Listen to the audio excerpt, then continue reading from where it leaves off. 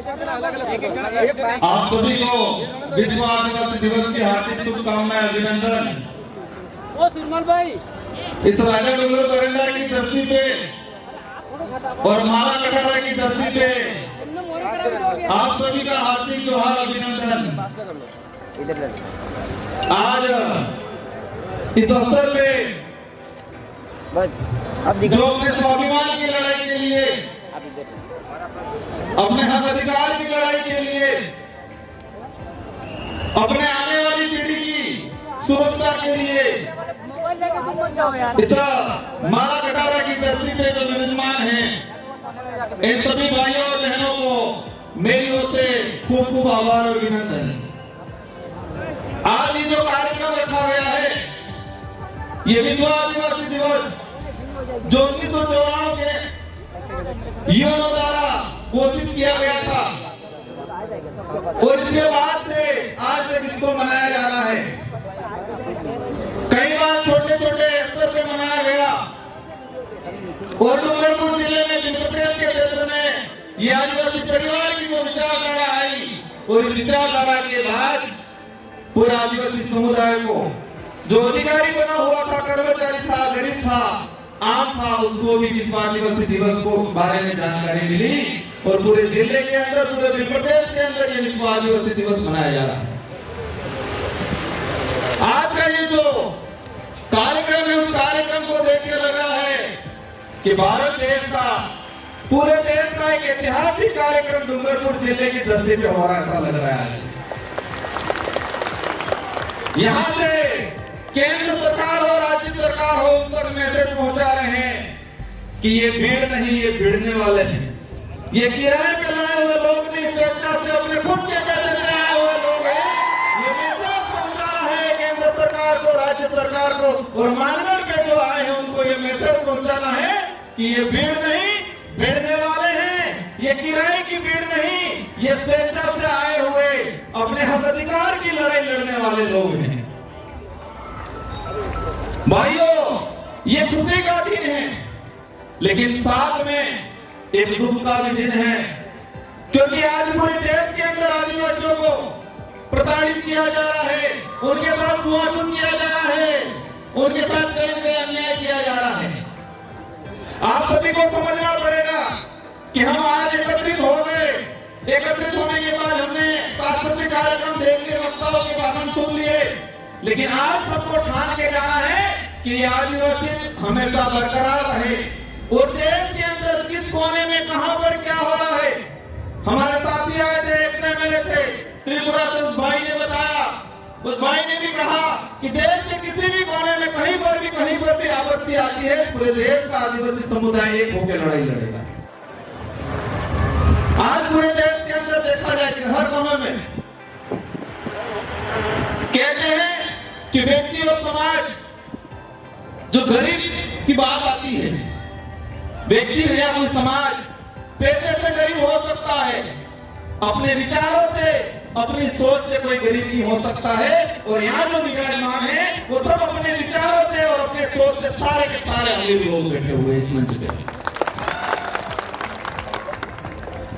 इस कार्यक्रम के माध्यम से हमारे पूरे उदयपुर संभाग में, पूरे उत्तर प्रदेश में हमें मैसेज पहुंचाना है कि ये जो हमारी जो लड़ाई है, ये लड़ाई हमारे अस्तित्व को बचाने के लिए, जो हमारा दबा कुचला जो इतिहास था, उस इस इतिहास को वापस उजागर करने की लड़ाई है। ये लड़ाई हमारे जो संस्कृति है, जो विलुप्त होती जा रही है, जो दूसरे लोगों के द्वारा हमारी संस्कृति पे जो अतिक्रमण किया जा रहा है। हम देखते जा रहे हैं हमारे पूर्वजों की जो विवाह पद्धति थी, हर किसी पद्धति पे हमारी जो परंपरा संस्कृति थी, उस पर कलम चढ़ाने का कुछ लोगों के द्वारा काम किया जा रहा है। इस कार्यक्रम में अधिकतर युवा साथी हैं। इन युवा साथियों से आह्वान करना चाहूंगा कि आप देश का इतिहास उठा के देख लो। देश के इतिहास में मुगलों से लड़ाई लड़ी हो, अंग्रेजों से लड़ाई लड़ी हो, राजा रजौरों से लड़ाई लड़ी हो, उस लड़ाई में युवाओं का सबसे बड़ा योगदान रहा हुआ है। तो आज आजाद देश के अंदर भी हमारे अस्तित्व की लड़ाई, संविधान बचाने की लड़ाई आप लोगों को ही लड़नी है। इसलिए ठान लेना है कि हमें मजबूत रहना है, हमें बहकावे में नहीं आना है। हमें फ्री की योजनाओं पे ज्यादा ध्यान नहीं देना है, हमें हमारे हक अधिकार की बात। आप सबको पता होगा देश में क्या चल रहा है। देश के अंदर यूसीसी कानून लाया जा रहा है, देश के अंदर डिलिस्टिंग की बात की जा रही है। भारत देश के अंदर वर्तमान में वन सुरक्षा अधिनियम 2023 लाया गया और हमारे जो कमिटी बैठे हैं उन कमिटियों के लिए कहना चाहूंगा कि राजस्थान की सरकार एक विधेयक लाई, मृत सम्मान शरीर विधेयक। सुनने में बहुत बढ़िया लगता है और कहते हैं ये लोग कि गहलोत जी की सरकार जैसे मरी जाएंगे कि सम्मान अलवानो कानून आने पे और हमारे भोले भाले बाकी जनता ने काम अभी जाए मृत सम्मान शरीर विधेयक। मैं उस सदन में उपस्थित था, हमने विरोध किया और उस विधेयक में ये है और इस विधेयक के कारण हमारे आदिवासी समाज की न्याय व्यवस्था खत्म करने का कानून लाया गया है। ये कमिटियों को समझने की जरूरत है और राजस्थान की सरकार ने हमारे आदिवासी समाज के अंदर जो पालवी कमेटी है उस पालवी व्यवस्था को, आदिवासी समाज की न्याय व्यवस्था को खत्म करने का काम किया है। आपके लिए चैलेंज का काम है, सरकार ने आपको चैलेंज दिया है, हमको समझने की जरूरत है और सरकार को बताना है क्या कोई भी विधेयक आता है जनहित के लिए प्रचारित करना चाहिए, जनता से राय मांगनी चाहिए।